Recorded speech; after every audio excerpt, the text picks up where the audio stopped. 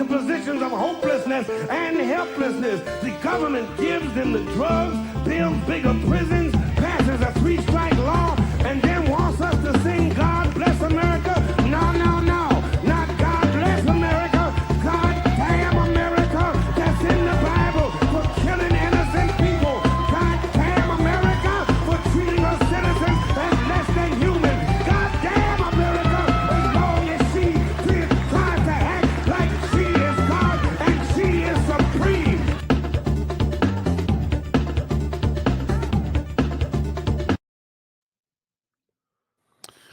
Hello, welcome to the show, everyone. Hello, hope the tariffs aren't hurting you too hard. The show costs $5,000 now on Patreon. It's every episode. Thank you for paying and subscribing, listening to the show. I'm Jake Flores, and that's Anders J. Lee. Anders J. Lee here. Yeah, the middle initials have been hit with a tariff. So I could be going by two, but it would cost me. I have two middle names, but the just one cost me an extra $75 a month.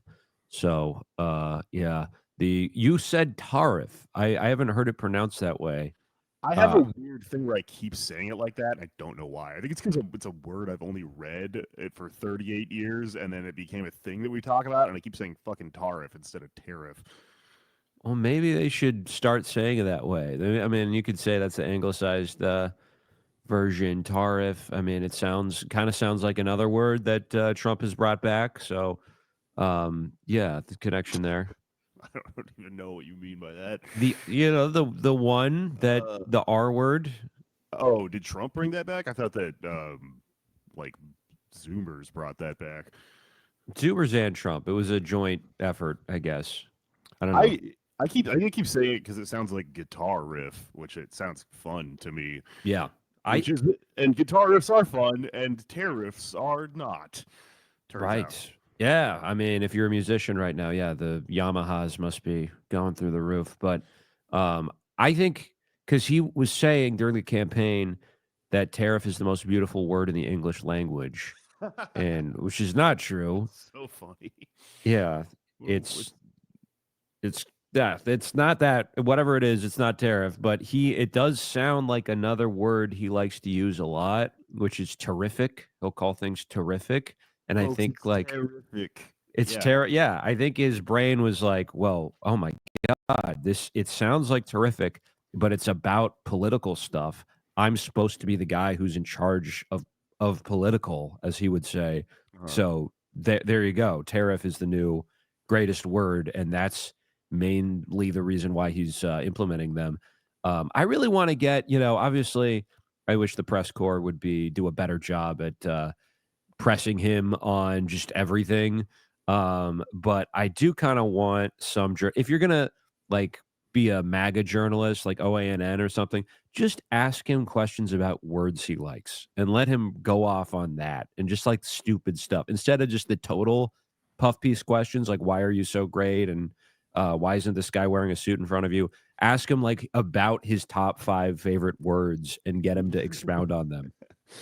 There's a scene in Donnie Darko where Drew Barrymore, who's playing Donnie Darko's English teacher, says that a famous linguist once said, out of all the combination of words, the phrase cellar door is the most beautiful. And I've always thought that was weird because I don't think it's a very pretty phrase, but apparently J.R.R. Tolkien said that, who is, I guess, a linguist, and will come up later in the show. But somebody needs to cut Trump into this scene in the movie saying the most beautiful phrase in the English language, tariff. I guess it's just one word. It's not a phrase. Yeah, I could definitely see beautiful that he thinks like that in terms of beauty, Yeah, I could see him playing Patrick. Not Patrick. Is that Patrick Swayze, the guy who's like the self-help dude in Donnie Darko? You know what I'm talking about? I think so, but now you have me doubting it. Was it Swayze or the other guy? I don't know. Up with fucking some other guy too.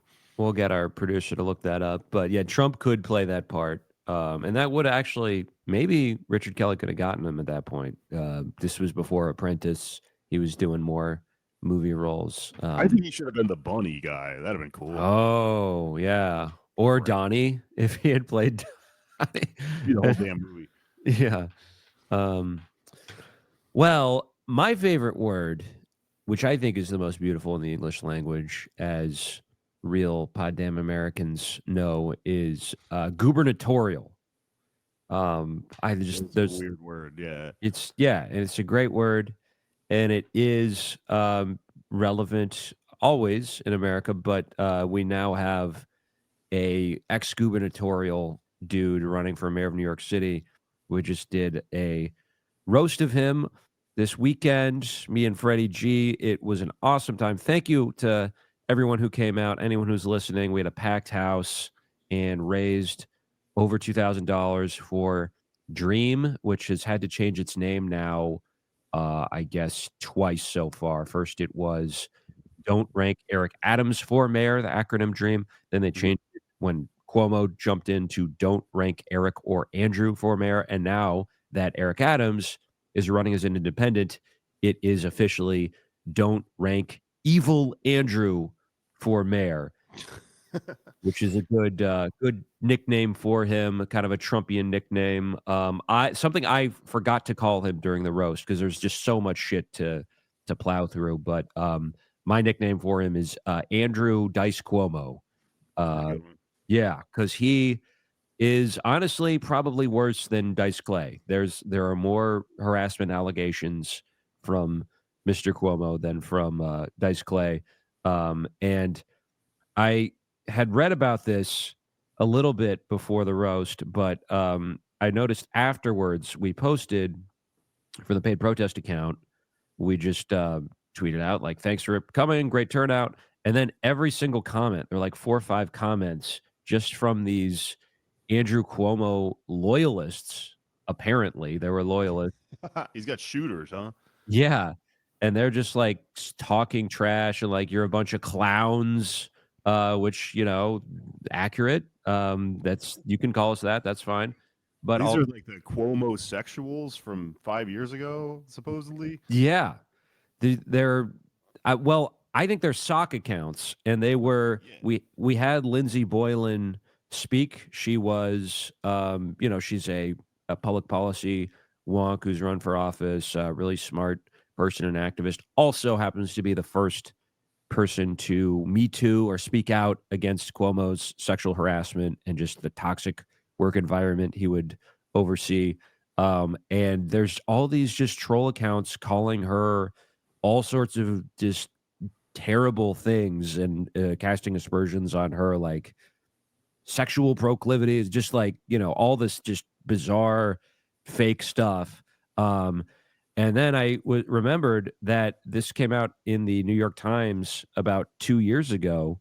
So after Andrew Cuomo had left office, um, his sister, Madeline Cuomo, has been orchestrating a network of trolls behind the scenes because they're sitting on all of this money and they just uh, have all these sock accounts that they power, and just basically every woman who's spoken out against him, who's on social media, many of them have left social media.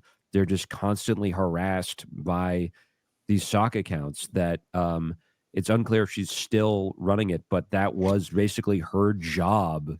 His sister was to like create all these fake accounts and have them just brigade women who had the temerity to like call this guy a creep. Which Lindsey Boylan, bless her heart, is like one of the few people who can do this publicly because she has the means to fight him in court. Everybody else, he just hits with like defamation lawsuits and lawfare. There was a woman who accused him, who he, through his attorneys, tried to get to turn over her gynecological records, which is very dubious relevance to the Wow. case. But that's the sort of thing they've been doing, and God, it just made me want to beat this guy even more. Wow, what a real piece of shit. Is it the I'm sorry. This is completely uh beside the point. Is the term sock account or sock puppet account? I don't know. I've heard sock account. I never really thought about it. I For when I first heard that, I assumed it was like to sell socks or something. Like Hanes had bots, but I'm not sure what the correct locution is. I think it's sock account. I think you're right. I think I'm being insane. Well, fuck Eric Adams, and that doesn't surprise me. I mean, God, the internet's a horrible place. There's a tendency sometimes we have to just go, fuck it, it's not real, right? Go touch grass. It wouldn't be doing this shit if they didn't think it did something, right? Yeah. Maybe they're wrong. Maybe it doesn't do anything, but well, at least it like intimidates people into speaking out. Like there's 11, according to the state attorney general, women that he sexually harassed. There's 13, according to the federal Department of Justice. The idea that they're like in cahoots and part of some anti-Cuomo conspiracy is just insane. But that's who they've been able to like prove. The amount just out there in the world must be astronomical. People who just haven't come forward or like haven't been able to, like, it's a lot. He's a pretty disgusting guy. Yeah, that just makes me think about the kind of liberal thing where they kind of accuse everyone else of doing this shit. Oh, you're a Russian asset account or whatever. Russia used bot farms to manipulate this and that. This is all kind of like the same thing, and they do it plenty. And it's also the same thing that like arguably is a weapon that came out of the world sort of learning what the internet is from the internet's original freaks who hung out on like 4chan and stuff like that. It's almost as if there's like a DNC run Kiwi Farms type operation out there that's the same thing as all of this. And it's something to keep in mind so you don't lose your fucking mind on the internet when you're arguing with Mr. Weeks or fucking Brooklyn Dad Defiant or whatever weird person that they've paid to try to make you insane. Just Jesus Christ, I don't know what to do about this. You just got me to thinking, and now I'm like, okay, maybe we need to block them, or I don't know. I don't fucking know. Beat them at Fortnite. I don't know how to beat these people. I don't know how to get them out of my fucking head. Just gotta Pokemon go to the polls and make sure Andrew Cuomo's never in charge of anything again. We got to put a tariff up on Andrew Cuomo and his weird army of internet goons. Okay, fair. The tariff, by the way, I don't know if you saw this, but it's like, I mean, I'm sure you saw in general what's happening, that everything is $1 million now. The Nintendo Switch 2, which if you're a video game person like myself, pretty big deal. The new console that Nintendo's putting out has like the price of it has been projected to have raised from like $399 to $650, and all because Trump didn't get shot in the head that one time. This is happening, and it's fucking funny because it's causing a lot of people who are like in his base, who are weird, alienated, angry young men who love video games, to go, wait a minute, did I vote for this? Did I fuck something up? I got a lot of thoughts about the tariffs and stuff like that. God, I keep saying it like that. And I think we're gonna get to them at some point, maybe in the bonus episode this week, because I've been learning along with everyone in society what is going to happen from this and what this means and where it comes from. But relatedly, I want to talk about a couple other things before we get into the main event of today's show. One of them is that the company Palantir, which is named after a stupid thing from Lord of the Rings. Sorry if you're a Lord of the Rings fan. I never got into it. Not that Lord of the Rings is stupid, but it's stupid that the tech people are like this. Keir Starmer over in the fucking UK is working with Palantir's like UK head of whatever president, who's a guy named Lewis Mosley, who, if that name sounds familiar, you're not going insane, is the grandson of one Oswald Mosley, the famous British fascist who, among other things, inspired the great anti-fascist street battle, the Battle of Cable Street, which I talked about on like the second episode of this show way, way, way back when I was young. But yeah, so this famous fascist has a grandson. He is just running things at Palantir UK. And I was reading about him a little bit today, and his big thing right now is incorporating AI into all of this stuff. The reason he's meeting with Keir Starmer is because they're going to use Palantir and Palantir's AI capabilities to manage like NHS data, which is, you know, not good given the way that things are run under austerity, and that it's not like they're using it to make healthcare more free, right? It's being used for evil purposes. The Ministry of Defense, the police, and a lot of stuff in Ukraine that Palantir does apparently runs off of like some of this AI stuff that Keir Starmer is meeting with Oswald Mosley and talking about.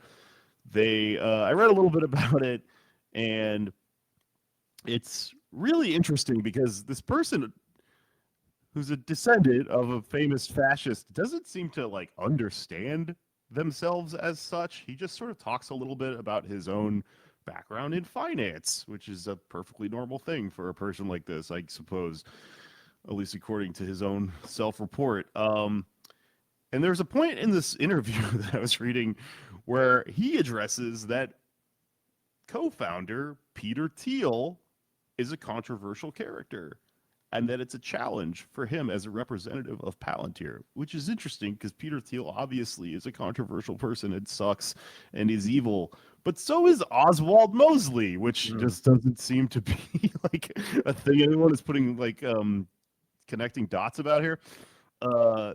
Anyway, so I read this interview where they talked about Palantir and I don't know how it's like being used in Ukraine alongside Starlink, and how this is going to get flipped around given that Trump just like decided to pull money out of the Ukraine thing and did 180, and Zelensky doesn't wear a suit and all this shit.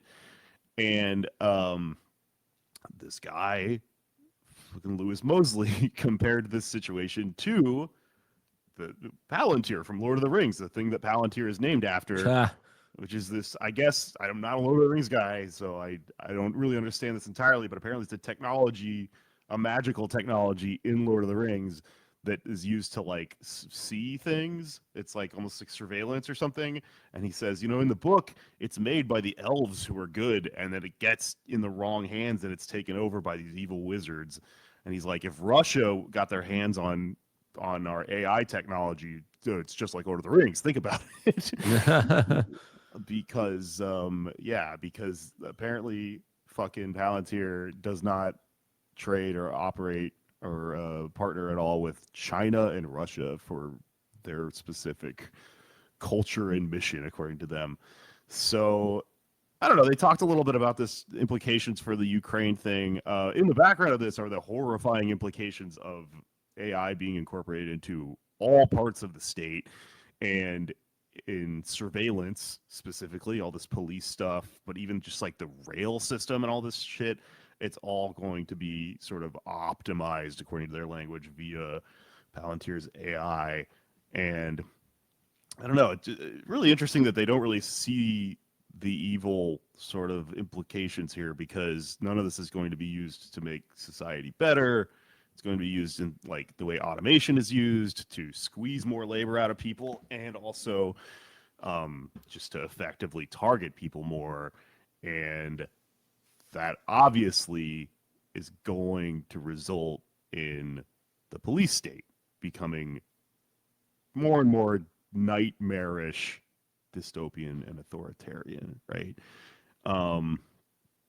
They said, still with Trump's tariffs predicted to dampen UK growth further, the Prime Minister's wooing in Washington may have fallen flat, because Keir Starmer also, he went to talk to U.S. Palantir people. He said, but Mosley insists the UK's adoption of AI will realize an economic and electoral bounty in years to come, which is insane.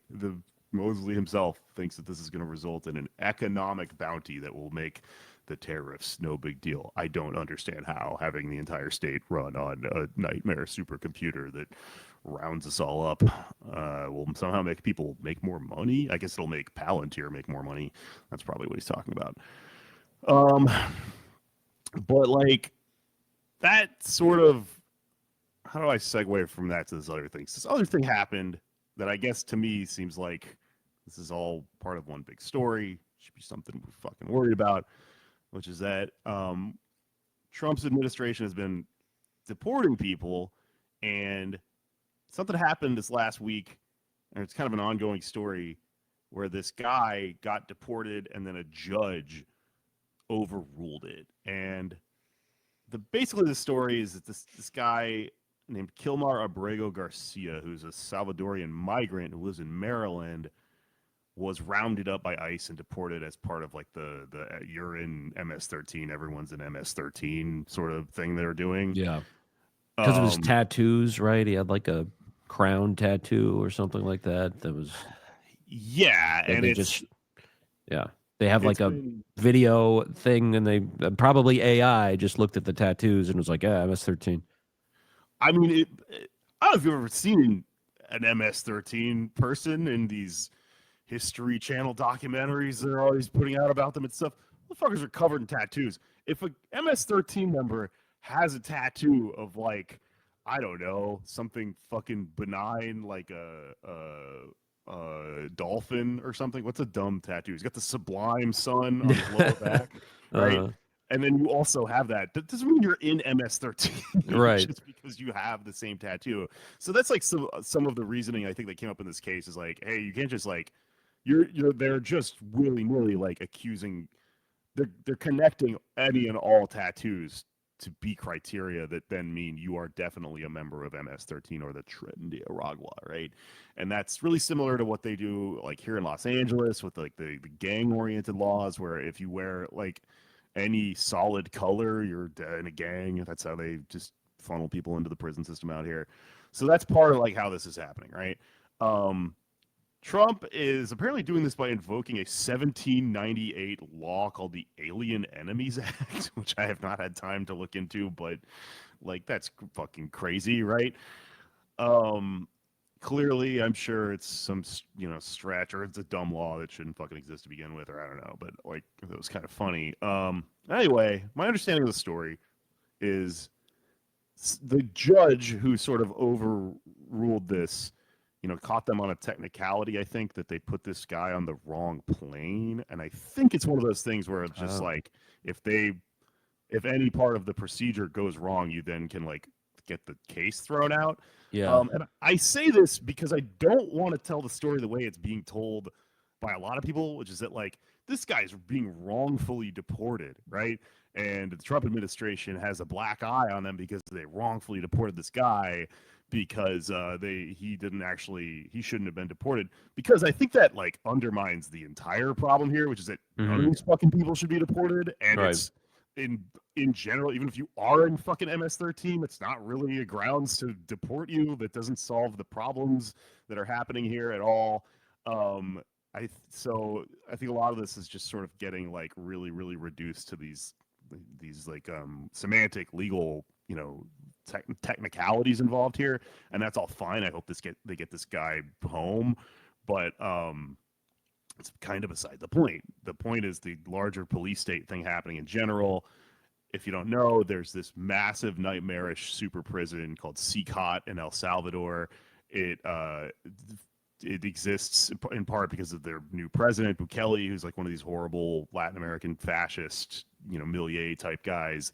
He had a rise to power that just coincided with allying with the Trump administration, and now all the threats in terms of ICE roundups are the overarching threat of all this stuff is we made a deal with Bukele. We're going to deport you to this fucked up prison that exists down there, which is historically unprecedented.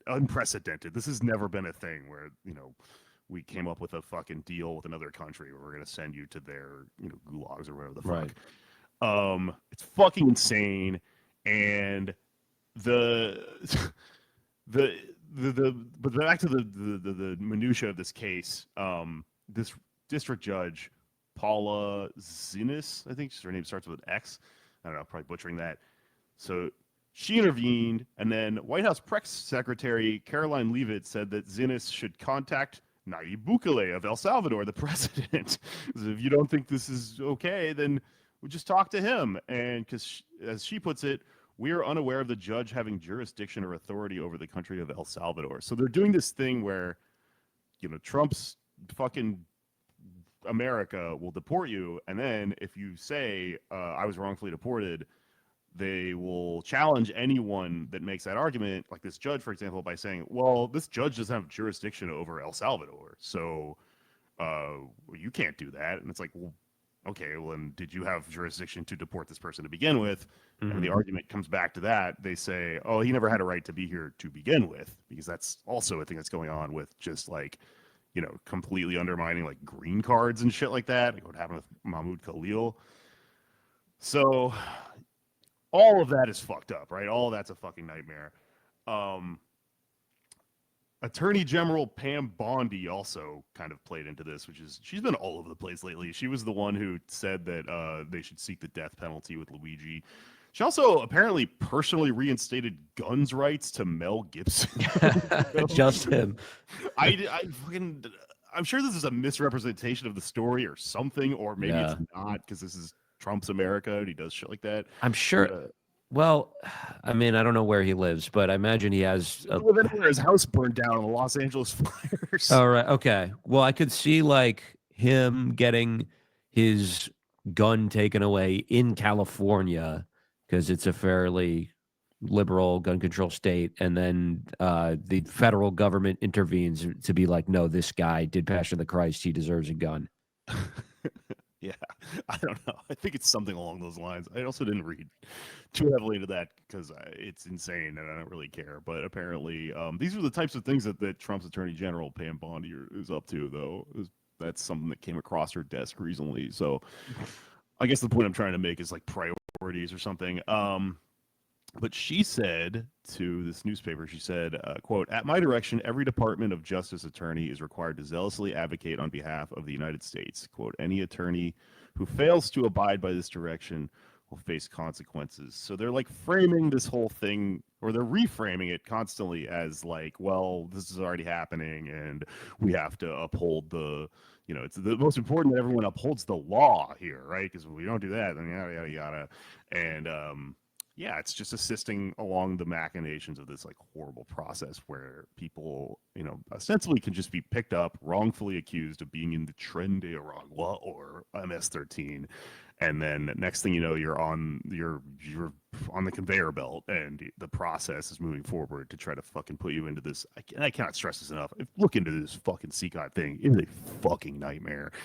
It's terrible, and the like conceiving of any and every brown person as being in Tren de Aragua and MS-13 also, has been this has been coming into form for years at this point, with all this like weird antagonization of like criminals as representing a threat, as the fucking Laken Riley shit that they always bring up, just cherry picking, violent crime, and then saying like, you do the math, right? Which we do about this.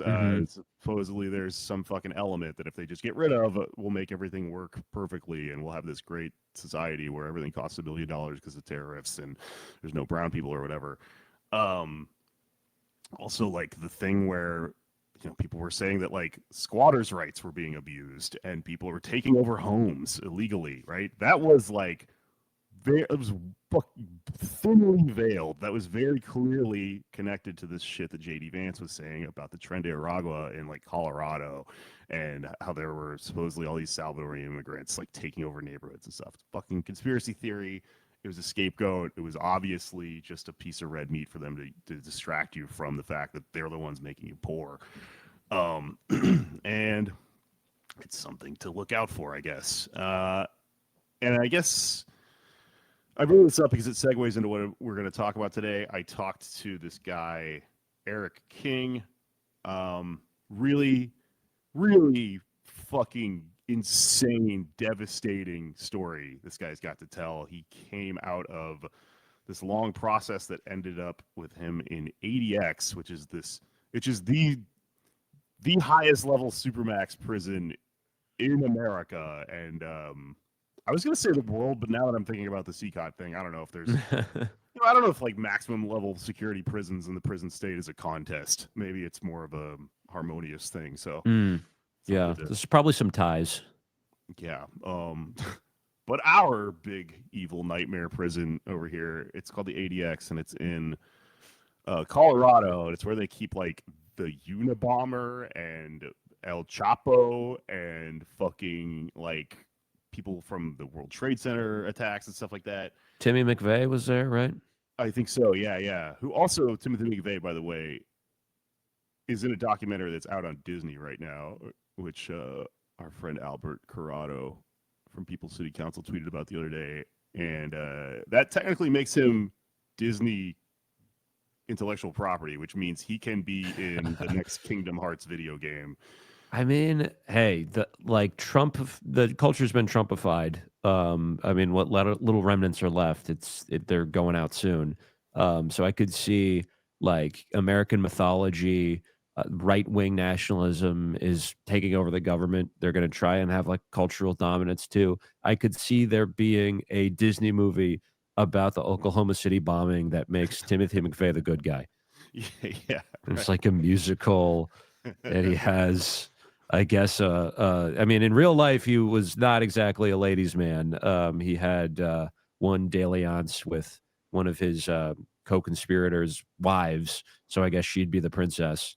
But yeah, let's those musical wheels are already turning. I could see it. There has to be a celebrity voiced animal friend that he has that would sing to him. It's like a bird that's voiced by like Timothy Chalamet or something, or Robert Yeah, Pattinson. And sitting in the passenger seat in his truck.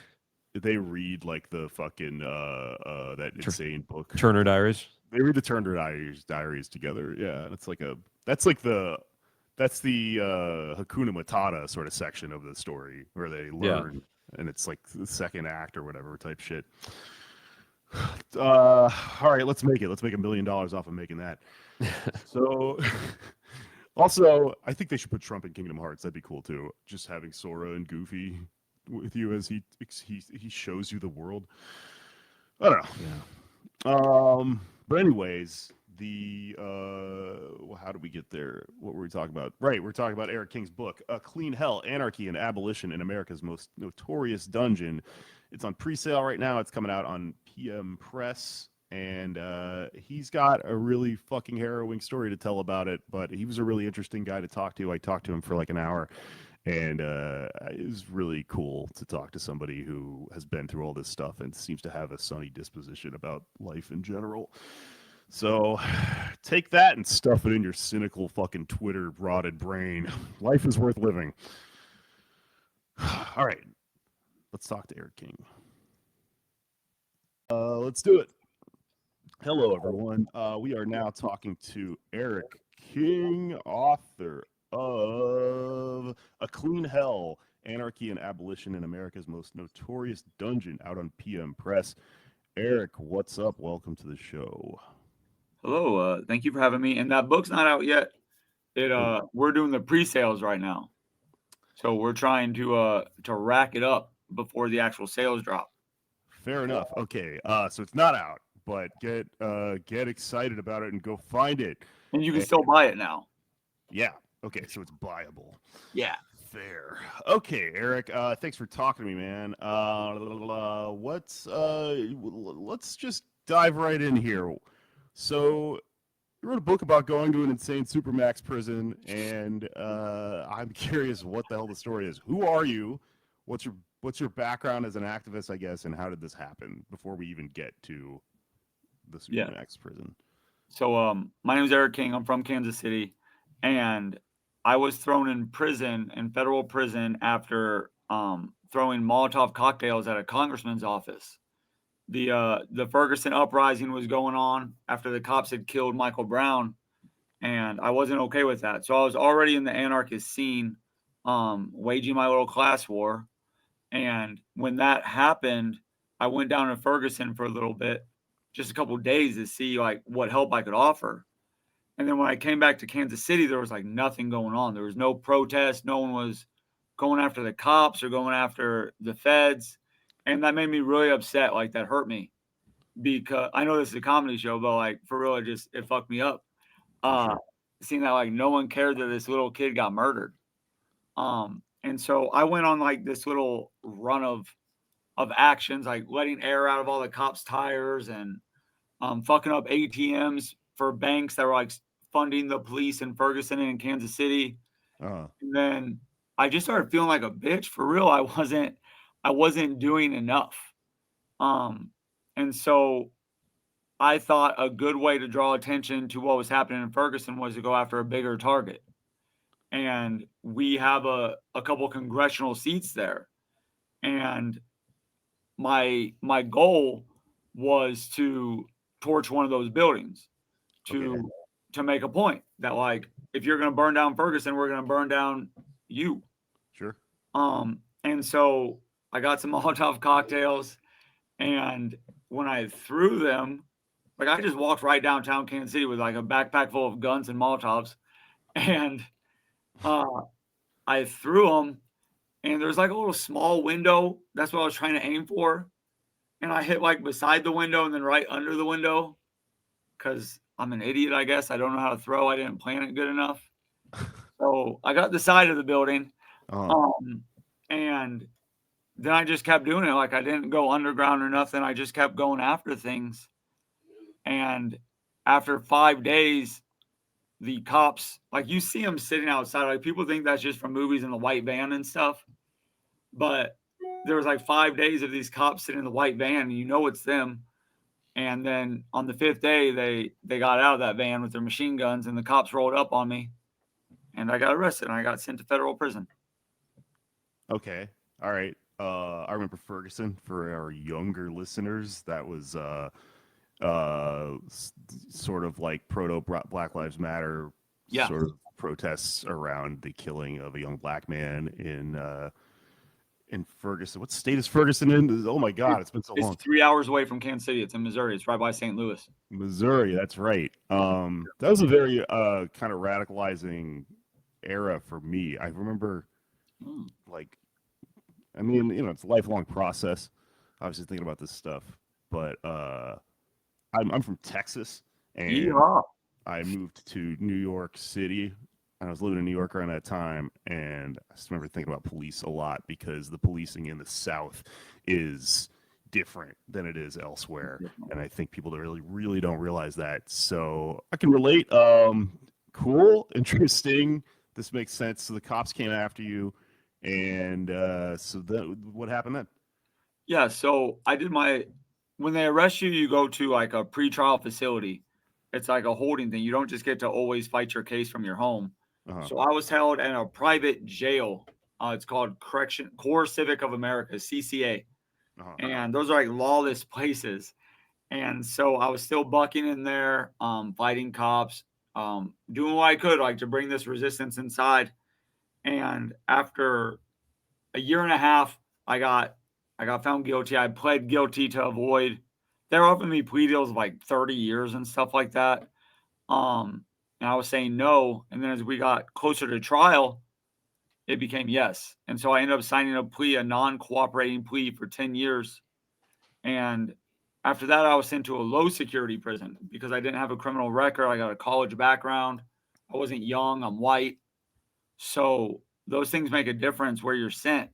So I was sent to Inglewood, Colorado, Inglewood Low. And I was there for about 2.5 months, and they didn't like what I was doing. Because I didn't stop resisting inside, whether it's fighting or writing poetry or writing essays. There's always something you can do. And I was drawing funny cartoons to like help relieve stress, and they found them and picked me up that day, called the FBI, said that I was writing threatening letters. They do that inside. And then they sent me to a medium security. And then I don't know if you want me to keep going just on the whole trajectory. Sure. Yeah. Tell me a little bit This about leads to ADX. Okay. At the medium security, like that's a real horrible place. Florence Medium. Those guards are all basically Nazis. Like they're a white power gang. Right. And so I was pissing them off bad, like on race traitor shit, I guess, or pro-gay stuff, whatever they were mad about. And so Lieutenant Wilcox one day took me into a mop closet in his office, like near his office. And we got into an argument, and he pushed me and then punched me. He punched me twice, and I punched back and beat the shit out of him. Nice. I dog walked him, yeah. And then that led to like me getting destroyed by the cops, getting tortured for hours and weeks and then years. And then that's when they ended up trying to prosecute me for that assaulting a federal officer causing seriously bodily injury. And that's 20 years extra. And so we took it to trial. And like only 0.8% of cases in the feds go to trial.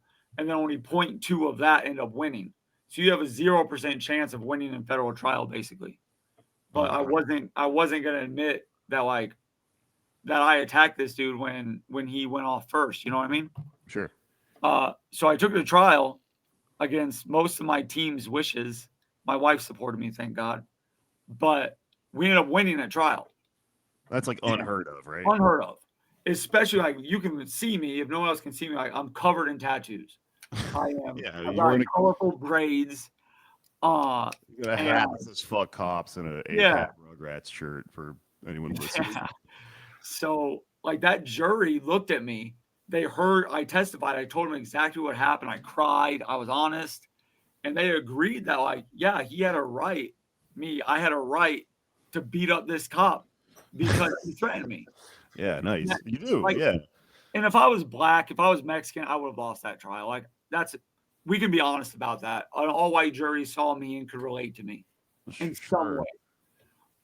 But the Bureau of Prisons hated it. We had already embarrassed them with like protests outside the prison. They had already banned me from phone calls, from mail, from email. I wasn't allowed communication with the outside world for 5 years. And so when we embarrassed them, they were like, no, that's enough. And that's when they started the ADX Supermax process. I see. Okay, so just to like kind of sum up until this point, this seems like it's goes from one incident to like escalating pretty hard and becoming about things entirely beyond the initial incident. Oh, hurry, I'm gonna fucking kill you. Sorry, my cat just ripped my headphones out. I thought you were falling out just then. I thought you were having a stroke or something. No, my fucking cat's insane. He escaped from the prison that is my lap, even though he sent himself there, and I've been saying it for years. So, no more locked doors. Okay, so I'm sorry. Can we go back to like the Molotov cocktail for a second? So this is during Ferguson, and we're anarchist thinkers here, right? We're talking about destroying property, right? Which is often equated with, violence against people. Were there people in the building that you threw the Molotov at? No, I had been watching that building for like a week, and I wouldn't do anything to put like some working class person in danger. Okay. Like they're just trying to get a paycheck if they're like mopping or cleaning that place. They're not making policy. They're not passing laws to support the police or the FBI. So I watched it for a week. I learned when the janitorial crew was there, and at 2 a.m. it was completely empty. I watched it for an hour just to make sure in case someone snuck in. And then after that, it's like, this is justifiable rage. Like that building is not worth more than that child's life. So it was a target for me. It's a legit target. Okay. Good. I'm glad that this is the story and that we've sort of established this, because you're going to lose some people at this part of the story when they think that it's justifiable to use the fucking system to police this, because there's a distinction to be made here between destruction of property and violence, which always gets conflated whenever there is resistance, whenever there's popular resistance from us in the streets. And this is similar to the police stations getting burned down in 2020, fucking businesses and stuff like that, businesses that are complicit in things that we're fucking fighting against. Okay, gotcha, right there. So that's the initial thing, and then I could go off on that tangent about property and businesses. Yeah, I mean, please go on or go off. So how much time were you initially facing just for that before it turned into the thing with the police officer or the guard or whatever, and then the case from there? So like when I first when I first got picked up, they had 4 different charges against me, and the combined total would have been God knows how much. But their first plea deal was 60. Okay. And I said no. Second plea deal was 30. No. And so then I got sentenced to 120 months, which is 10 years. Uh-huh. And so when I got into that fight with the lieutenant, I was 3.5 years in. And so I had 6.5 years left. And then that fight happened, and they were trying to give me 20 more. So, like, what are you going to do? Like, right. I'm not going to, and they didn't offer me a plea deal on that one. That was just all either go to trial or take this 20. Uh-huh. And I've got a wife and kids. I'm not going to agree again that like I did something wrong. I didn't think the first crime was wrong. So I'm definitely not going to say that me defending myself against some dude who outweighed me by 70 pounds. Like, no, you don't get to do that shit to me. Like, who do you think you are? No way. And so then you won this case. It's like unprecedented. And you think it's because of the jury? It's because of me. Uh-huh. Like, for real, I had 3 lawyers. One of them was really good. One of them was super new, and the other one was trash. Uh-huh. They were just pure trash. They had no idea what the fuck they were doing.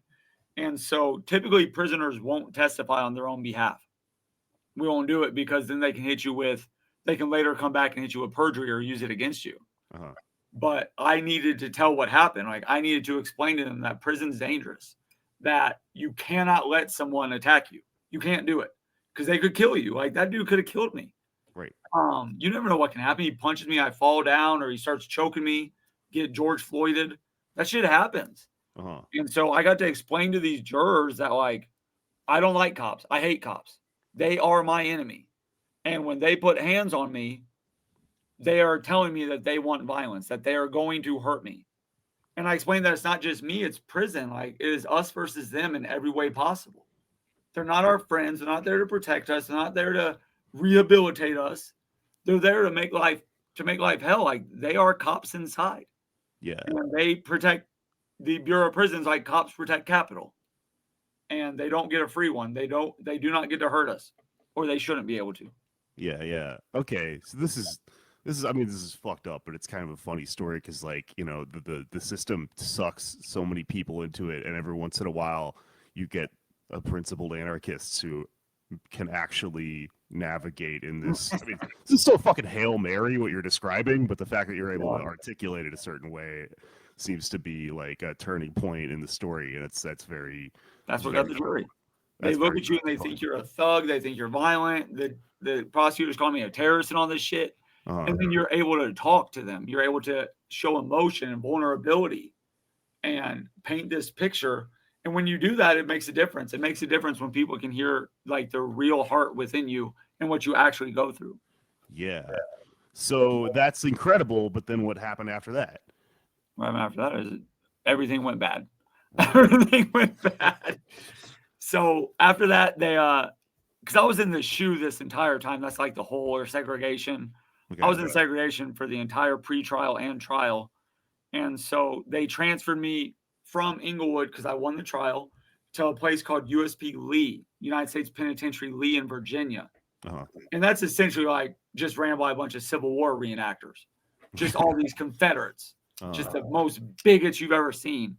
And the day I get there, they put me in the SHU, of course, and they start the ADX process. Because that's a long process. They have to give you a psych evaluation. They have to have you do interviews. They get it like your lieutenant, your captain, your warden all have to sign off on it. And then the regional office has to sign off on it. So this takes time. And so 2 months after getting in Lee, 2 months of that horrible SHU, that's like burning hell over there. There's no air conditioning. There's ants biting you all day. Just the worst place on earth. No toothbrushes, no toothpaste. After 2 months of that, I got approved, and they sent me to the federal supermax. I got to be one of the few people there. So, just to clarify, you're moving from the SHU to ADX, supermax. What is the SHU, and then what is ADX? Yeah, so the SHU, the Special Housing Unit, and it is within every federal prison, and it's the whole. So you were in a cell all day, every day. You usually have a cellie, and you get 1 hour out a week or a day. If you have phone calls, they'll reel a phone up to your door. I didn't have phone privileges. So you're just stuck in this box until they either transfer you or let you out. Okay. And if you don't like your cellie, you have to fight them. You don't get to move cells. If you do something wrong, the guards can come in and fuck you up. Like I got sexually assaulted really bad there by the guards. I'm sorry to hear that. Yeah, I mean it sucks. It's in the book. But I don't ever forget what they did. Because they thought I was a race traitor. Because I have Antifa tattooed on my face. Like I'm not shy about what we stand for. I'm covered in anarchist tattoos. So they hate that shit. They hate leftists inside prison. I would imagine. And, yeah. So they made up an excuse to get me out of the cell. They did the sexual assault stuff. They made me wear a bikini, like a see-through bikinis, for a week. Jesus. Because they fuck you up. You either wear it or you get raped, basically. And so that's what the shoe is. It's a vulnerable place that you have to sit for months or years. I'd been in it for 3.5 years at that point, of just by myself in a box. So the ADX, that's the administrative maximum prison. It's the only supermax in like federal prison supermax. And it is, they call it the Alcatraz of the Rockies. It's the predecessor to Alcatraz. It came before Alcatraz. It came after. After. Oh, I see. Yeah. Once Alcatraz closed, then like this became the next place. So this is like where they send like El Chapo and the Unabomber and Ramsey Youssef, like all those guys, the big name guys. But it's also where they send all the gang leaders or people with too much influence or people that have done like super violence. And then also people that just annoy them and win at trial. And that prison, you're locked down 24 hours a day by yourself in a concrete box. You can't hear anybody else. You can't see anybody else. If you're lucky, you get an hour in a rec cage by yourself. The cells have 2 doors. The guards are always 2-on-1. They have the metal batons. And it is a brutal place. It is a psychological, brutal place. The reason my book's called A Clean Hell is because that's what the ex-warden called it. He said, like, this is a dangerous place psychologically. Like, it is a clean hell because the whole idea is to rip your mind to shreds. Because you are by yourself. Like, that isolation is serious. And there's nothing you can do about it. You don't get mental health care. You don't get physical health care. You get horrible food. If you're lucky, you get phone calls, but that's once a month.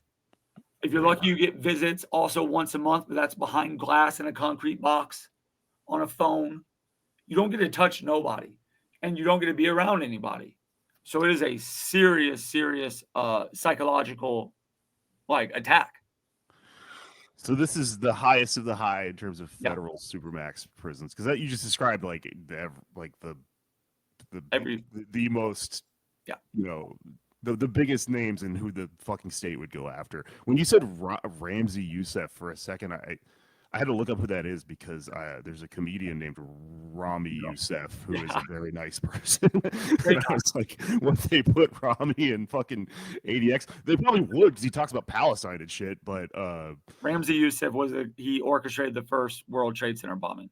Gotcha. That's not Rami. Also, Gary Nichols is there from the Oklahoma City bombing. Right. Eric Rudolph is there from the Atlanta bombing and the abortion bombings. So there's big name people, and then also just like prisoners like me that resist.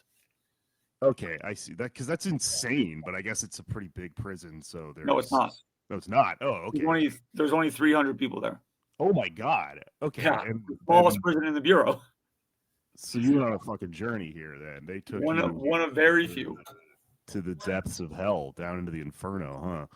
I was also the only prisoner ever to do all 4 custody levels. Congratulations. Yeah, low, medium, high, and then ADX. Wow, that's not an easy process.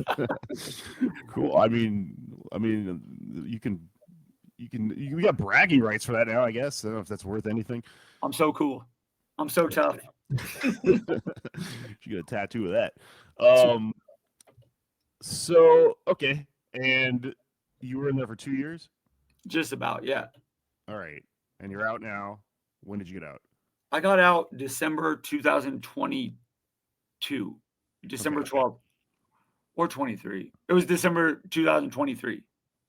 Okay. For real, time starts blending together. Like you lose track of shit I would fast. imagine. Like I forget how old I am. I forget what year it is. You sit in like I was in a box by myself for 7.5 years.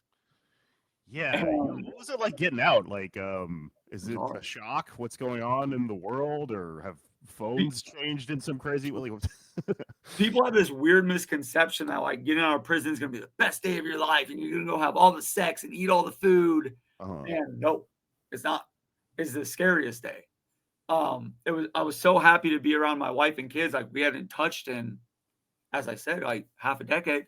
But like touching scared me. It scared me to death. Like it made my body feel terrible. I was in a car with like 6 people. There was a documentary crew there from Unicorn Riot. Yeah, it terrified me. And I got my first iPhone. I still have the same one. Forever. And Rochelle, that's my wife, she had to teach me how to use it.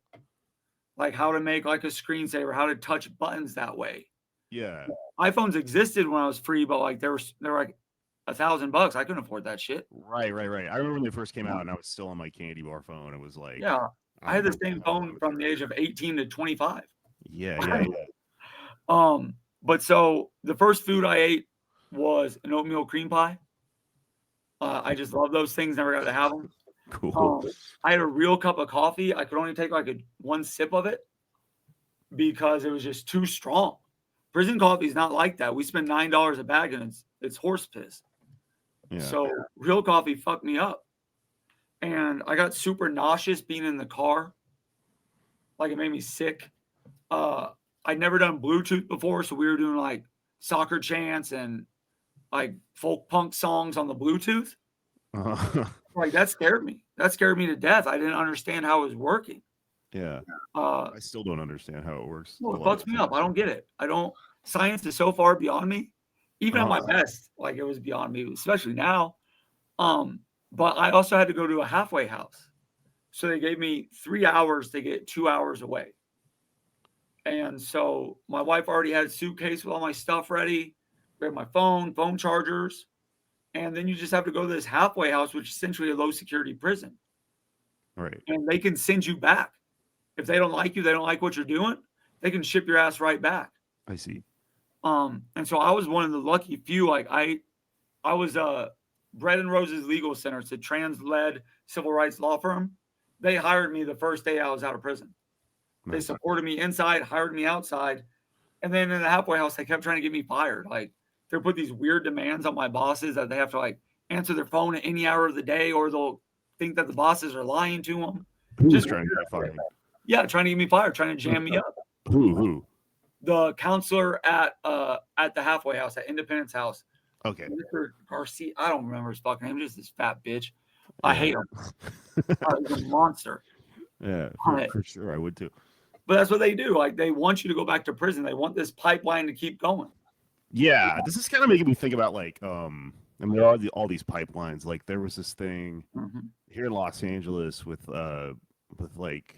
You're in LA? I'm in LA right now. Yeah, oh, I'm all over the place. Yeah. I went from Texas to New York. Now hey, look, I'm going to be in the LA Anarchist Book Fair May 17th, I think. So make sure you show up. Yeah, absolutely. Let's kick it, man. So like something I'll do with homeless people here is, something will get disguised or sort of sold as like they're helping, and they'll get put in these halfway houses. There was a thing called Operation Room Key when they quote unquote cleaned up Echo Park, right, where people were put into halfway houses and then just like subjected to the strictest curfews and rules. And you're talking about people that have been living on the fucking street for years who are like, it's not your fucking fault if you're not like entirely functioning at that point. And then you're subjected to like, this thing where the curfew's 10 p.m. Who knows what the fuck's going on? You got to go out and, you're addicted to drugs that you'll die if you just cold turkey from. Anyway, if you fucking miss the curfew, now you're in the prison system. Like there's all these tendrils that the prison system has that it sort of like uses to recuperate people that escape from it, to suck people in to begin with, who are on the fringes of society and out in the reserve army of labor and such. And yeah, so that's a fucking nightmare. I mean, it sounds That like class war stuff, that's what got me into anarchism, like being poor and seeing the sheriff show up and like throw people's property out of their homes, like doing the bank, like fighting for the bank instead of for the people. And when you see that as a young impressionable child, like you learn real quick who the enemy is. totally, And yeah. it's not your neighbor, it's the person with the gun and the badge saying you now have to be homeless or we'll throw you in prison. And then we'll also throw you in prison. Right, yeah. No, I can relate. I mean, I grew up in Texas, and like I said, like the police, you know, just rampant. I just remember you see so much of that. You see, you know, police just tearing through people's homes, and I mean, I don't know. To me, it was always like very stark and very, very difficult to understand why people look at that and go, "That's the protagonist of the story here." I have never understood it. Like people think the police are going to protect them until it happens to them, and then they're so shocked. But these cops will not hesitate to ruin your fucking life if they want to, if the Capitol tells them to, if you're doing something that they don't like, if they feel like their ego's been infringed upon. Yeah. Like no one is safe. They will kill you or fuck you up or ruin your life. All cops are bad. I think I agree. I think that a lot of it is like, you know, seeing these sort of injustices, right? It's a Rorschach test, and there's people that are able to look at it and identify with different parties of it, and a lot of this is heavily racialized. So like a lot of white people are going to look at it and go, "Oh, the police are protecting me from this other person who is the real plague on society here," or whatever. So as a race trader like yourself, I'm very props. I mean, good for you for seeing through that, because there's incentivization for you to see it the other way, and I think that's what leads people down that road initially, and then everything just sort of plays out from there ideologically. That's a tactic too. Like I want people to know that like that's propaganda that we're taught by birth, and it's intentional.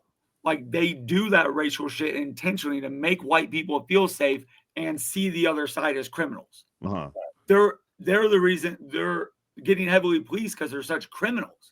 But we're good, so they won't bother us. And that just plays into the divisionism that they want us to have to divide and conquer us as people. Yeah.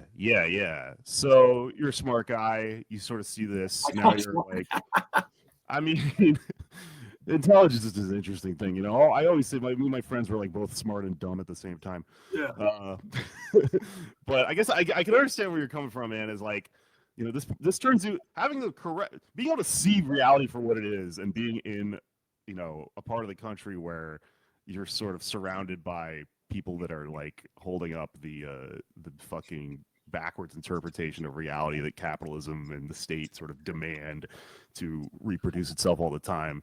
It's going to turn you into like an iconoclast and someone who's going to have to scream all this stuff as loud as possible.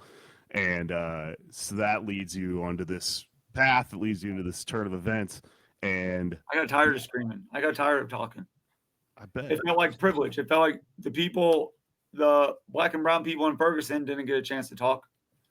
They had to defend their lives. So like, what right do I have to scream with a megaphone, "No justice, no peace," when these dudes are getting shot at by militias and the National Guard? Totally. Like talking's dead back. Like if you can watch that happen and your idea is to have a discussion, like we're just different people at that point. Like I'm action.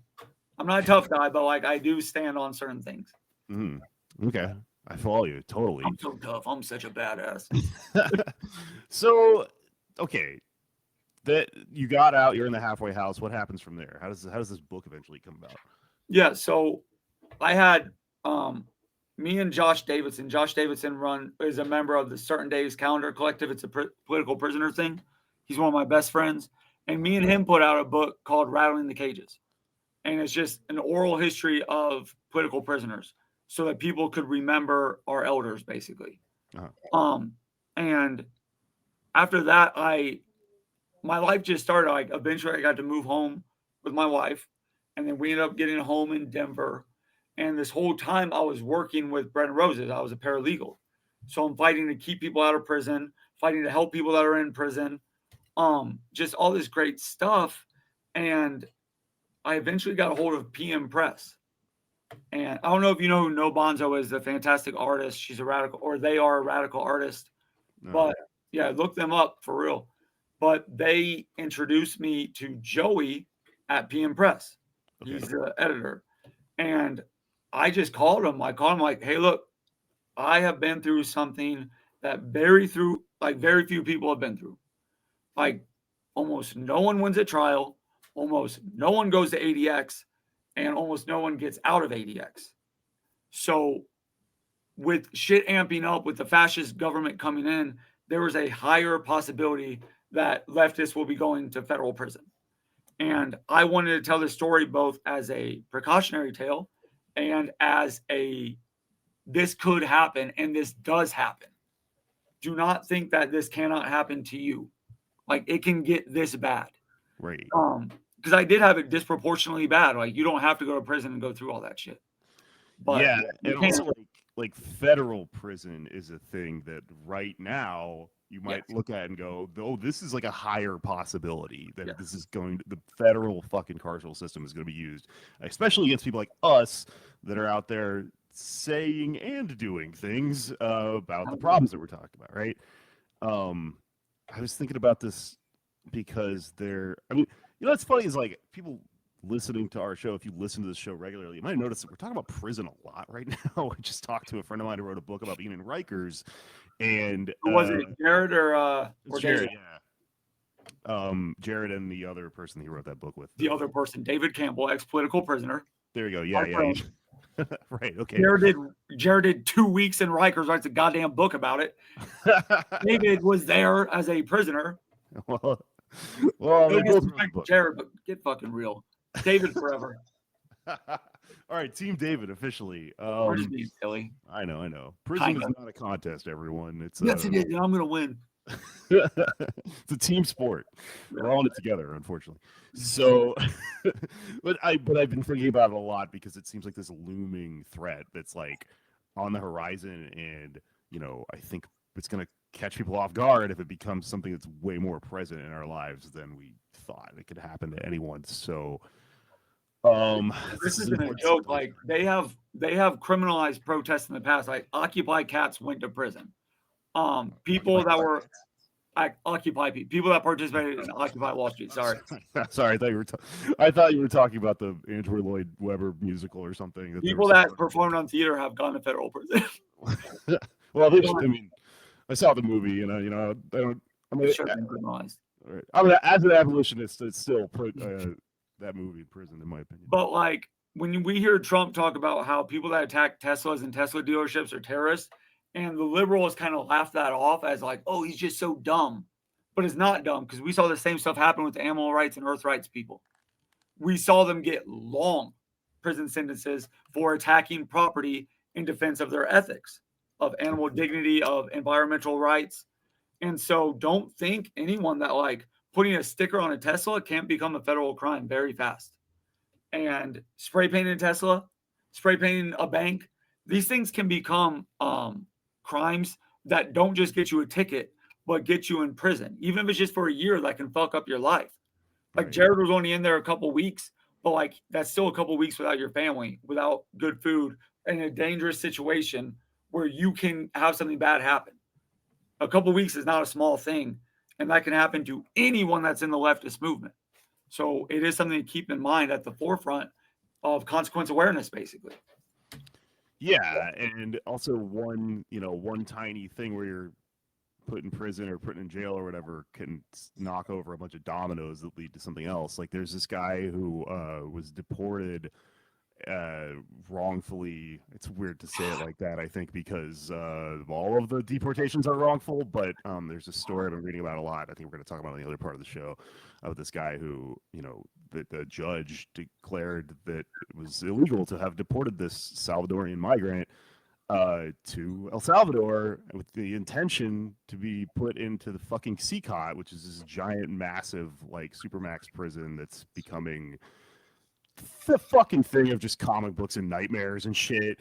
And the Trump administration has been, very, vocal about wanting to make deals with Bukele, this fucking shithead that became president over there, and use this bizarre process to deport people here into CCOT. And like, you know, what's happening with trying to save this person from being shuffled into CCOT from fucking just hanging out being a person in Maryland, you see all these tiny dominoes. You know, a lot of this is operating on the grounds that you know, supposedly this person is in MS-13, right, or in the Tren de Aragua, and like, you know, people are being picked up and deported, or being, you know, put into the system and then deported by ICE on the grounds that like a tattoo means that you're fucking MS-13. Now, MS-13 arguably does not have tattoos, and it doesn't matter. I mean, You go to prison, they do. Well, like a, I guess sorry, that was a kind of crazy thing to say. They don't have tattoos, but like the some of the things that people are being picked up for have been discredited as like, you just have this vague thing. You know, you have fucking Garfield the cat on your arm. Well, guess what? That's an MS-13 thing. Just because we made it up, next thing you know, you're shuffled into the system or whatever. So that's a fear thing on purpose. Like, that is an intentional thing to let people know we can do this to you and you can't stop us. Yeah. We can. That's why, like, these are isolated incidents that will become big incidents, but they're doing it on purpose to let people know we can fuck you up. And then the more people that protest, the more they can fuck up. Yeah. And it's just something to be mindful of. And I also, like, how do I say this? I think white men specifically need to be on the forefront of these protests, because we are less likely to have something happen. Trans activists are more likely to get fucked up, thrown in jail, raped, sexually assaulted. Black Americans are, we already know. And then, like, we can't just allow migrants and immigrants to do the protests and do the actions when they are the ones that will suffer disproportionately. Like, we need to, as in solidarity, not as leaders, but in solidarity, be on the most risk-averse front line to make sure that our comrades aren't getting shipped out of the country to goddamn El Salvador, when we will most likely either be let go or go to a county jail. Right. We cannot just throw people to the wolves.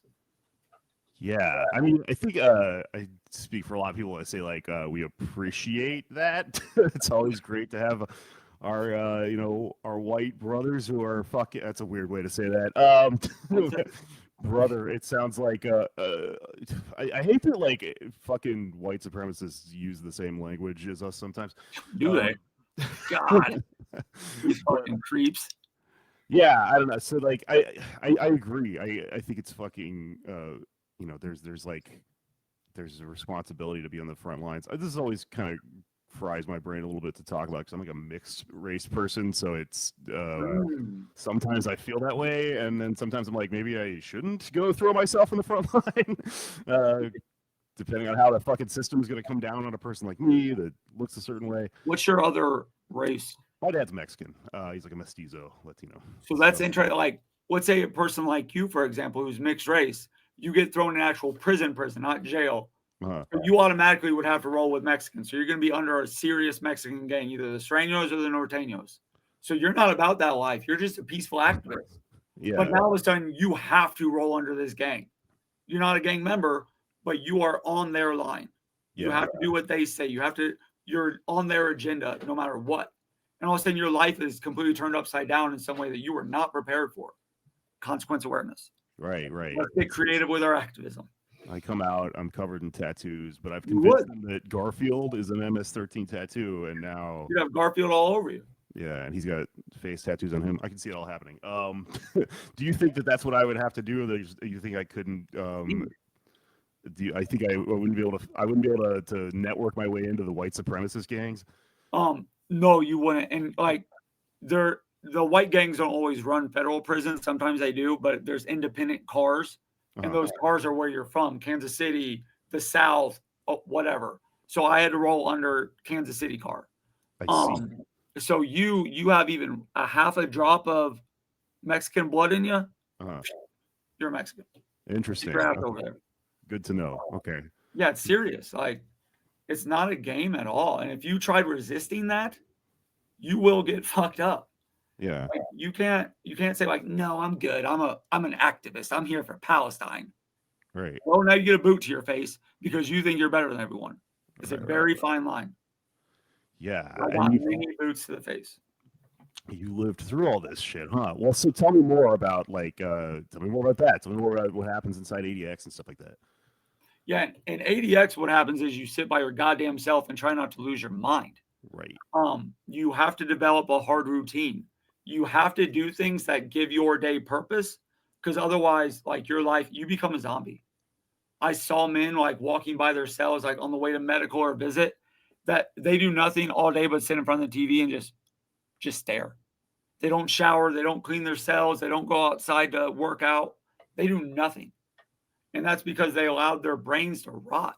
Mm-hmm. So like I had a strict routine. I'm up at 5:30 every day, cleaning my cell, eating breakfast, working out, cleaning the cell again, shower, writing letters, reading books, finding specific TV programs to watch. I watch Nick Wright every day on First Things First. He's from Kansas City, sports guy. But you have to find ways to give your day purpose because no one else is going to give that to you. No one cares if you sit there and rot. They don't give a shit. The guards will watch you die. So you have to find small things that give your life purpose. Like I did 50 push-ups today. Like that was really good. I wrote 2 letters today. That was awesome. I cleaned my cell. It looks really good. These things that you have to be intentional about. You have to give your life intention to survive. Because the guards will harass you. The food is the worst you've ever had. The bed is the most uncomfortable you've ever been in. You have no one to talk to, no one to believe in you. And so you have to find it within yourself, or they will find it for you and they will destroy you. This is interesting because I've been reading. I just read Frantz Fanon, and he was a psychologist, and he connects things to the body in ways that I think escapes like a lot of just like big theory type leftists who like to see everything in the abstract, For real. And it sounds like the process of solitary confinement, like people hear that and they think like, well, that's got to be like better than like being I want to touch on that.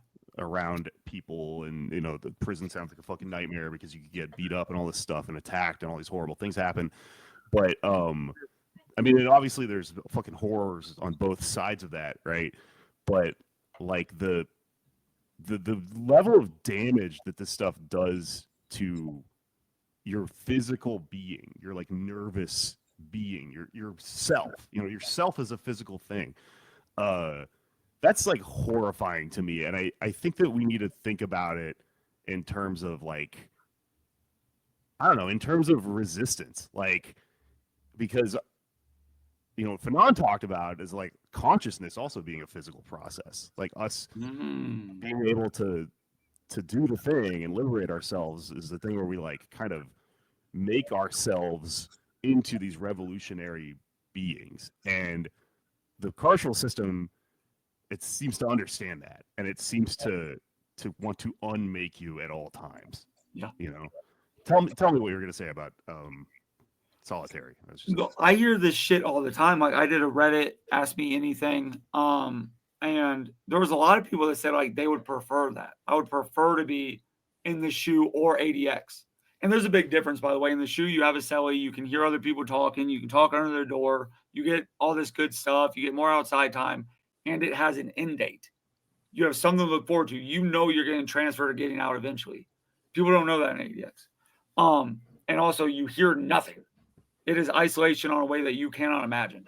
But so when people say that stuff to me, I want to tell them, find the smallest room in your house. It's usually a bathroom. My smallest cell was 6 by 8. I could walk 1.5 steps, turn 2 steps, turn 2 steps. Literally, I had 4 feet of space. So imagine that's your space. And you have no phone, you have no TV, you have no good books that you actually want. You don't have any friends that you get to talk to, no emotional support. You don't get to use the phone. You don't get email. And then imagine you can't leave for months or years. But you're safe. You're not in the yard. But you're not safe because your brain can crumble. Like, I feel like I did it well. And I have such severe trauma. I can't sit by my door without a weapon, a knife, brass knuckles, whatever. Because so many times the guards would come into my door and try to fuck me up or open it for someone else to do it. I heard people get raped when the guards let out someone and then open someone else's door open.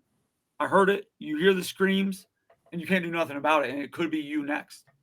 We are helpless in there. We are defenseless.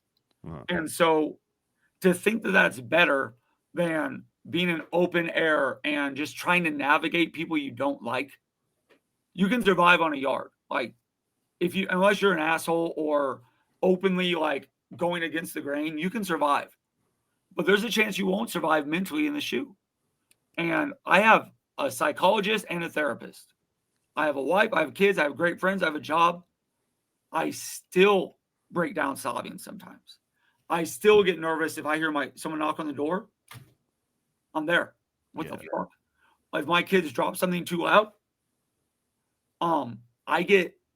I have such trauma from what they did to me, what they did to others, what I had to watch happen, and then just being alone. When you're alone, like, that breaks you down because you realize how bad life can get. You realize what it's like to be helpless. I had a toothache one time. My nerve was dying. Worst pain I've ever had in my life. Like, you know what tooth pain is. Yeah. It's terrible. I asked medical for help. No. Warden for help. No. Medical again. No. Dentist, please help me. 10 days later, they come and get me, 3 guards with batons, take me to the dentist. They're like, oh, your nerve died. We'll just pull it out. Like, you could have helped me. We don't have medicine. We can't even buy good medicine. You can pay $4 for a bottle of aspirin that has 20 aspirin in it, or you can suffer. We can't buy our own healthcare even. There's no chance for you to not be isolated and alone. And that tears at you, and that creates a trauma that's hard to describe. And so when people say, like, I'd rather be in there, I just think, like, you're a dumb piece of shit. Like, you don't understand what it's like to be that helpless. Have your best friend lock you in a door and then leave you in there in a bathroom. And then make sure that the toilet is right next to your bed. So if you have to shit or piss, you have to sit down because it's going to get all over your bed. If they turn off your water, now all of a sudden you got shit in your cell and you can't do nothing about it. I got pepper sprayed once, and they sat me in a cell for 10 days. No clothes, no books, no magazines, no water. They would have to bring me cups. I had to use toilet water to clean. That's the only water I had. That's what they can do to you. So no, the shoe and ADX is not better than any yard unless you want to bathe in toilet water. Shit gets real. Yeah. It gets real in a way that people don't always understand. Yeah, for sure. No, it's not going to be fun work from home fucking lockdown vacation. That makes sense. I don't know if you can see my eyebrows. Like, I have eyebrow dandruff now because the pepper spray, I couldn't wash it off. I tried with the toilet water, but you run out. And so it burned my face. I got dandruff here. I got red here. I got red here. It burnt. I got all over me because they left that shit on for 10 days. They don't care. God damn. You're on your own. Yeah, for real. Find a way to survive. That's incredible that you survived, my friend. Jesus. I'm unlucky. Breaking my heart. I'm lucky as shit. And I survived, like, being able to smile and laugh and love and find joy. Like, that's not a guarantee. Like, a lot of people get out and they don't get out here. Their bodies get out, but they never leave prison. And that's how you get sent back to prison, because you have no help. You don't know how to cope with life. That was, I mean, you kind of just said it, but that was kind of like my main thing I've arrived at here to ask you is just like, how the fuck do you survive this? I would like to talk about it. Please go on. So, like, when I started this, like, my wife made me really work on vulnerability. You really have to work on dealing with emotions, finding happiness. So I created a system to where every day I would count every single good thing in my life. I don't have cancer. I have my eyesight. I can talk. I can walk. I have air to breathe. Every single small thing. And I would cling to those. And I would cling to the idea that one day I will be free, and that's my victory. That's how I win, is getting out and being able to love. Uh-huh. And so because I had something to return home to, because I had my core ethics that I will not let these fuckers beat me, I was able to get out. But like, I didn't get out unscathed. I don't know. Let me show you something. Can you see that white line right there, that scar? Yeah, I think so. I was handcuffed behind my back in my underwear once, and Officer Gustafsson picked me up from behind my back and slammed me on my head. I had to go to the hospital. I had 6 stitches. I had a concussion for a month. Puked every day. He didn't get in trouble. Nothing happened. And so I still have this, what can they do to me and get away with it, fear, but I'm also able to find joy in life because I've seen how bad it can get. And I can now see that it can be really good too if you open up your heart to it. But you gotta we gotta accept happiness and accept love and accept the small things. Because if we only focus on how bad we have it, you're essentially imprisoning yourself. You're doing the government's job for them. Right. I'm so pedantic. God damn. Fucking know-it-all jerk. No, man, that's like really refreshing to hear because I feel like people, we get like really cynical. There's just sort of like it's a problem, like the just sort of disconnectedness we tend to have. A lot of people, I guess, in my circles, you spend a lot of time just online and think about all this stuff in the abstract, really get disconnected from ourselves and reality over this stuff and kind of forget that that's like essential to surviving anything that's coming is like, not losing your fucking mind and understanding how to like be in touch with yourself and stuff. If it's, I guess to me, it seems like it's both essential for the fucking cause and also the point of it. And I For real. think that's what like Emma Goldman said. Like, she doesn't want to dance. If the revolution doesn't have dancing, she doesn't want to do it. Right. Like, we have to maintain a love of life and a love for each other. But like, also, don't get me wrong, capitalism's fucking hard. Like, free world life is hard as shit too. I didn't realize how hard it was. But it also has such immense joy. Like, right now, you can turn off your light switch. You can turn off your light. I couldn't do that for 7 years. You can turn on a microphone or pet a cat. The first cat I saw was at my wife's house. So there is beauty to behold if we acknowledge that these are blessings. They are beautiful things that can be taken from us. So we need to value them. But also, life is fucking hard. Like, bills do need to be paid. Yeah. Find the balance. I guess what I'm thinking about right now is I feel like a lot of the stuff you're saying, it's important to note that you're saying it because a lot of people will sort of reduce this hippy dippy sort of fucking self-love shit to be like, oh, that's liberal bullshit. That's just to keep us away from this like material cause that we're in. And it's like, just because they weaponize it, just because like bougie people are often fucking misunderstood, they're not. They don't even understand this shit. They're talking from a point of view that's often very warped, and like they're attempting to understand these concepts from their like a completely alienated point of view. This stuff gets associated real hard, and then there's almost like a cynical like kind of assertion that that this stuff isn't true. That it's like that it's bougie and that Privilege bullshit. Yeah, but it's like, I mean, I listen to somebody who's just lived through what you're talking about, and you kind of can't deny it. We should probably be a little bit easier on ourselves and think about. My anarchism changed a lot through prison. I was a really cynical dude. Like, it had to be insurrectionism. It had to be violence. It had to be property destruction, revolution. All those things are cool. Yeah, they're cool and they're necessary for real. If you're physically capable and mentally capable. But like, my anarchism developed into a warmth once I saw how bad it can get. Uh-huh. And like, people were still loving me. People were trying to send me letters, trying to send me books. And so my anarchism turned into how can I open my arms to someone as opposed to how can I tear something down? Mm-hmm. How can I never be someone's prison guard? How can I never be a warden and try to develop things to raise us up as opposed to constantly trying to tear them down? Because I don't want to give them that much attention. I don't want to give the government and the police and the prisons, I don't want to keep giving them shit. I want to give it to my family. I want to give it to you. And so like, that's what it became for me. It became warmth. How can I make someone's day better? And it's helped keep me alive.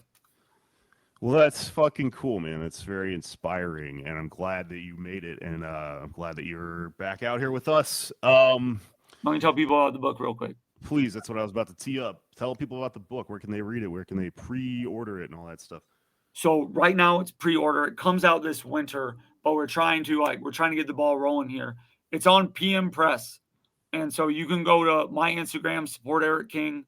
You can go to PM Press's Instagram. You go to their website, and it's called A Clean Hell, Anarchy and Abolition and America's Most Secretive Dungeon. And that's true. This is the only book about ADX. This is the only book about winning a trial. This is the only book that touches on the assaults and the hurts that can develop, not just for myself, but for other people. It's trying to tell their stories also. It's not just me. I'm not alone inside prison. And so I would really like for people to support this project. I'm not making like a shit ton of money from this shit or nothing.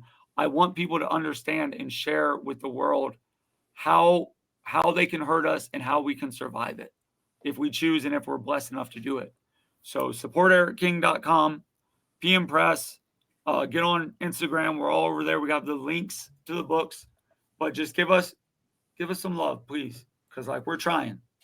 For sure. Cool. All those links will be in the show notes. Oh, sweet. If you're a podcast listener or whatever, you can go right into the show notes and get the book and we get all that stuff from there. Cool. Well, thank you so much for your time, Eric. This has been really fascinating and really inspiring and stuff. So thanks for coming by. And yeah, I told you I was going to take the whole hour. I would imagine you have a lot to fucking talk about being locked Keep up. going. Give me 2. So yeah, man, and come back anytime, man. Let's fucking... I want to come out. Please have me back when the book's about to come out too. Yeah, for sure. And, also, Bread and Roses Legal Center, amazing people. Hit me up when you're in LA. We'll link up and stuff, man. Oh, for real. Thanks. All right. Thank you so much. All right. Talk soon. How the fuck do I get out?